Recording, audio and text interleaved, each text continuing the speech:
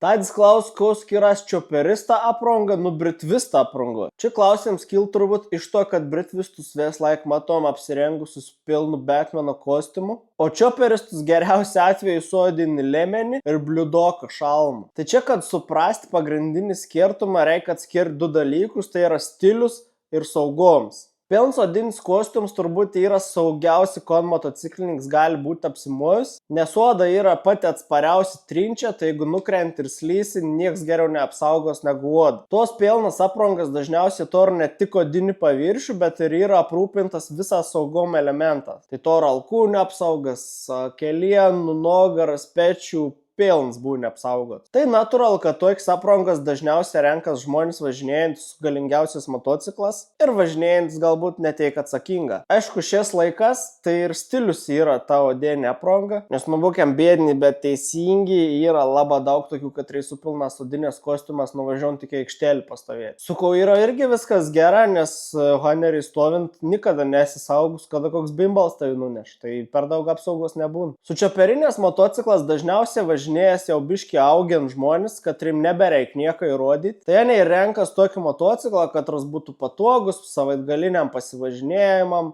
Ir nors čioperiai turi labai galingus variklius, ypač didelių litražų, daugumą čioperių variklių turi didesnių litražų negu man mašinų. Bet Suanas jau važinėja atsakingiau, į posūkis nei taip nesilonksta, tai automatiškai nerizikuojant teik nuslyst kiek su Britvu. Ir šiaip čioperis jaunumus dažniausiai turi žmoną, Katra jeigu ir nusirarins ant rankas, anon ir pamaitins ir užpakalių nušlausti. Tai jeigu apibendrinant, su Britva, kadangi yra dažniausiai lakstoma reik maksimalios aprangos, su čioperiu, kadangi tau vienintelė rizika yra Bolt driveris, tai reik mažiau apsaugos. Nes nuo Bolt driveriaus gali apsaugoti tik rožončius, ne odinę aprangą.